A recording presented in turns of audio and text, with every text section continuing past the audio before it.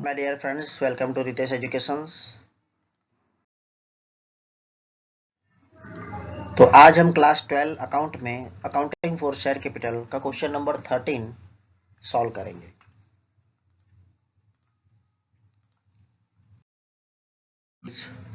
Right general entry in the book of the company for forfeiture and reissue of forfeited share from the following information.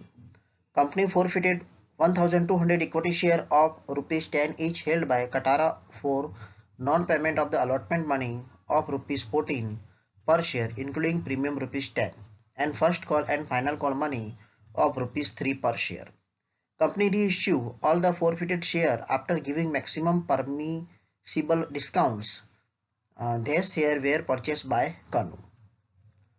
तो यहाँ पर हमें question में ये information दी है कि 1200 के इक्विटी शेयर है जो 10 के है और उसने अलॉटमेंट के and first and final call के पेड नहीं किए है, यानी कटारा ने एप्लीकेशन के पेड किए हैं। अब इसमें अलॉटमेंट के पेड नहीं किए, उसमें सिक्योरिटी प्रीमियम भी इंक्लूड है और मैंने कहा है कि अगर जो पेड नहीं किए और उसमें भी सिक्योरिटी प्रीमियम आए तो हम उसकी एंट्री करेंगे।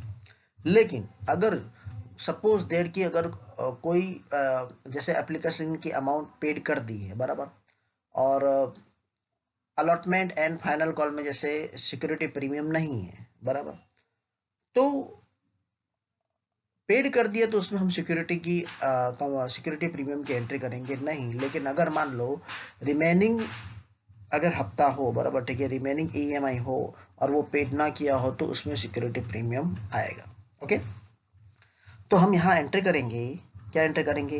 तो पहले तो लिखेंगे share capital account debited to security premium account debited to equity share forfeited account to equity share allotment account and to equity share first and final call account. Okay, देखो यहाँ पर इक्विटी शेयर कैपिटल में कितना आएगा? 1200 multiply by 10 आएगा, यानी 12,000 आएगा।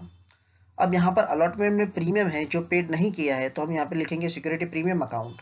देखो कैपिटल हमेशा हम जब एंट्री करते हैं तब क्रेडिट होता है, तो हम यहाँ पे डेबिट करेंगे फोरफिटेड में। सेम है, क्योंकि कैपिटल के नीचे ही हमेशा प्रीमियम आता है, इतना याद रखना है। भले वो फोरफिटेड की एंट्री हो, अलॉटमेंट की एंट्री हो, फर्स्ट एंड फाइनल कॉल की एंट्री हो या एप्लीकेशन की एंट्री हो, तो यहाँ पे सिक्योरिटी प्रीमियम दिया गया है। तो यहाँ पर सिक्योरिटी प्रीमियम कितना होगा? 1200 मल्टीप्लाई बाय 10 यानी 12,000 होगा।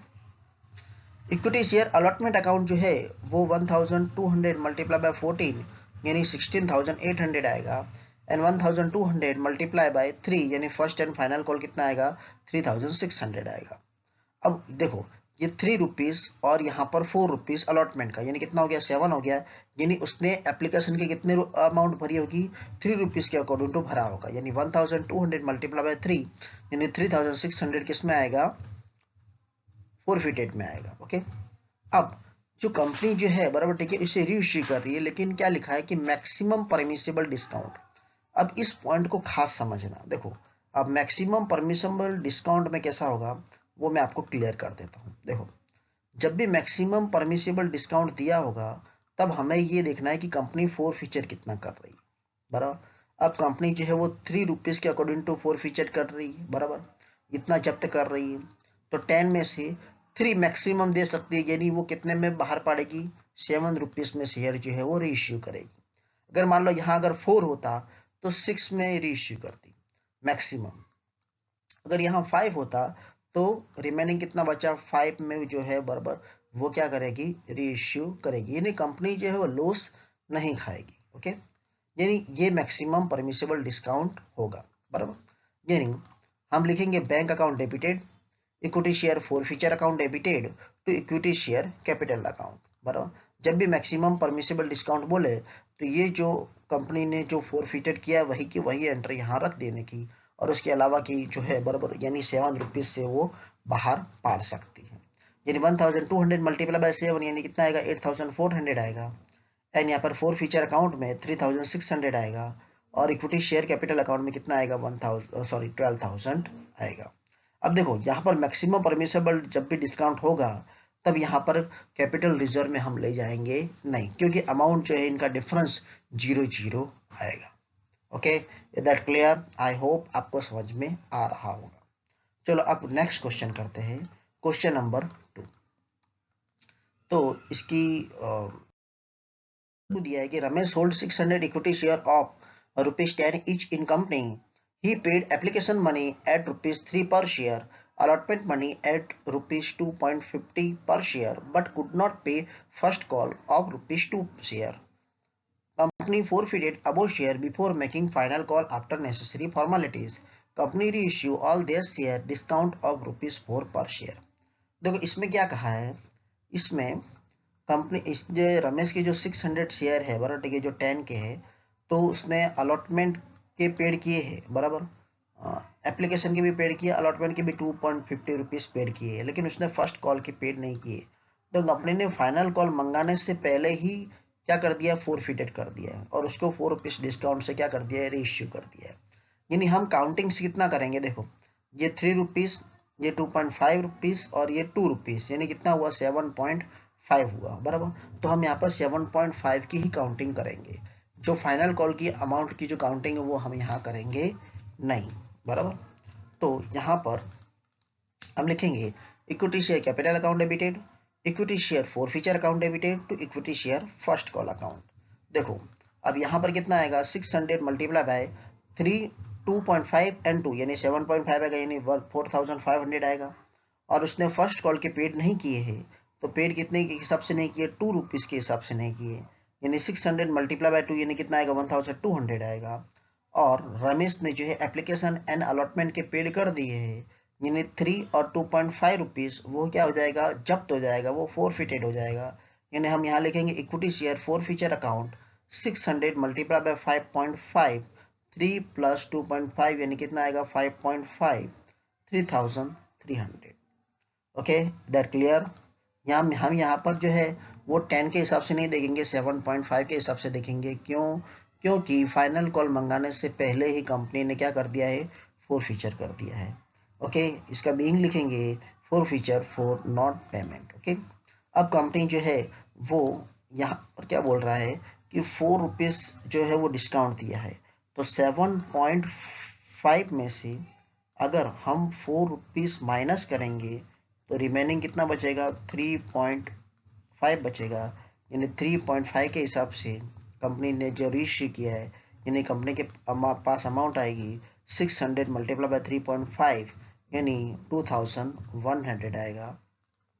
एंड फोर फीचर में लिखेंगे equity share forfeiture account 600 multiply by 4 and to equity share capital account में लिखेंगे 600 मल्टीप्लाई बाय 7.5। ओके, यानी 600 multiply by 4 2400 and 600 multiply by 7.5 कितना आएगा, 4500 आएगा। ओके, अब बीइंग लिखेंगे इसका फोरफिटेड शेयर रीइश्यू। अब जो फोर फीचर की अमाउंट है वो कैपिटल रिजर्व में ले जाएंगे, तो हम लिखेंगे कि equity share forfeiture account debited to capital reserve account. यहाँ 3300 में से 2400 माइनस करेंगे तो डिफरेंस कितना आएगा, 900। बीइंग लिखेंगे balance of forfeiture transfer to capital reserve account.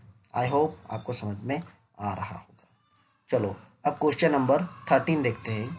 Sorry, का 3 गिवन है, company forfeited 400 equity share of ₹100 each, issue at premium of 20% on face value, ₹80 per share including premium, are called up on this share for non-payment of allotment money at ₹50 including premium. This share were forfeited before making share first and final call. This share reissue before first and final call at ₹36,000 as fully paid. तो देखो यहाँ पर हमें क्या given है कि 400 equity share है जो 100 के प्राइस से है, 20% इसकी फेस वैल्यू है, यानी सिक्योरिटी जो प्रीमियम है वो 100 का 20% यानी कितना होगा, 20 होगा। ओके, एंड यहाँ पर 80 के अकॉर्डिंग टू कॉल अप किया है जिसमें प्रीमियम भी इंक्लूडिंग है।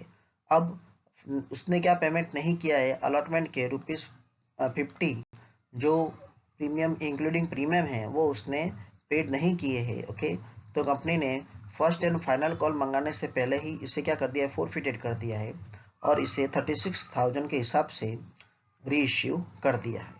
तब यहाँ पर हम एंट्री करेंगे, यहाँ पे सिक्योरिटी प्रीमियम जो है बराबर उसकी अमाउंट पेड नहीं किए, तब फोरफिटेड में सिक्योरिटी प्रीमियम आएगा। तो हम यहाँ लिखेंगे equity share capital account debited, security premium account debited to equity share forfeiture account to equity share allotment account. देखो अब इसके अमाउंट देख लेते हैं।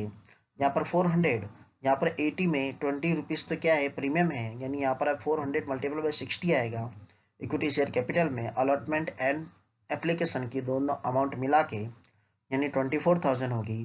सिक्योरिटी प्रीमियम जो है वो 400 मल्टीप्लाई बाय 20 होगा यानी 8,000 होगा, यानी 60 और 20 ये दोनों मिला के 80 हो गया। ओके, अब इक्विटी शेयर अलॉटमेंट अकाउंट उसने कितना पेड नहीं किया है, ₹50 के अकॉर्डिंग टू पेड नहीं किया है। तो हम लिखेंगे 400 मल्टीप्लाई बाय 50 ₹20,000 आएगा, यानी अलॉटमेंट के अंदर ₹20 जो है वो प्रीमियम का है और ₹30 जो है वो अलॉटमेंट का है।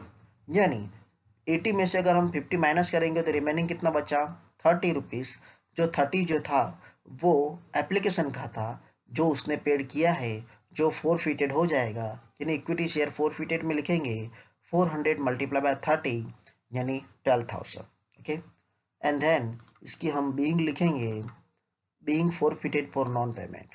अब कंपनी जो है इसे 36 रुपीज़ के अकॉर्डिंग टू फुल्ली पेड कर रही है, यानी बैंक अकाउंट डेबिटेड लिखेंगे, equity share forfeiture account debited to equity share capital account to call in advance account. देखो अब कंपनी ने है ना एडवांस में ही कॉल मंगा लिया है बराबर, ठीक है।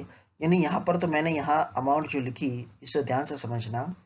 देखिए यहाँ अमाउंट जो लिखी है वो 36,000 तो है, उसके अकॉर्डिंग टू जो कंपनी ने फुल्ली पेड किया उसका है बराबर, यानी कितने हैं 400 है।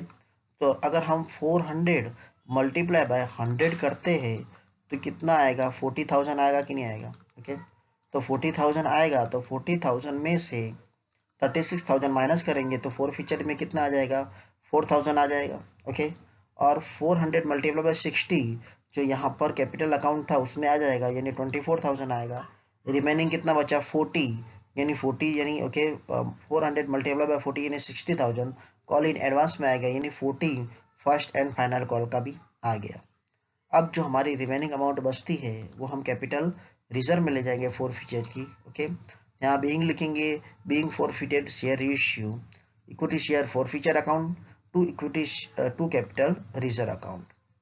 देखो अब यहाँ पर ये 12,000 है, 12,000 में से 4,000 माइनस करेंगे यानी डिफरेंस इसका आएगा 8,000, यानी कैपिटल रिजर्व में कितना हम लिखेंगे ₹8,000। फिर यहाँ पर इसका मेन टोटल करते हैं। ओके, आई होप आपको मेरा ये वीडियो पसंद आया होगा, और अगर आपको पसंद आए तो प्लीज़ लाइक एंड सब्सक्राइब जरूर कीजिएगा।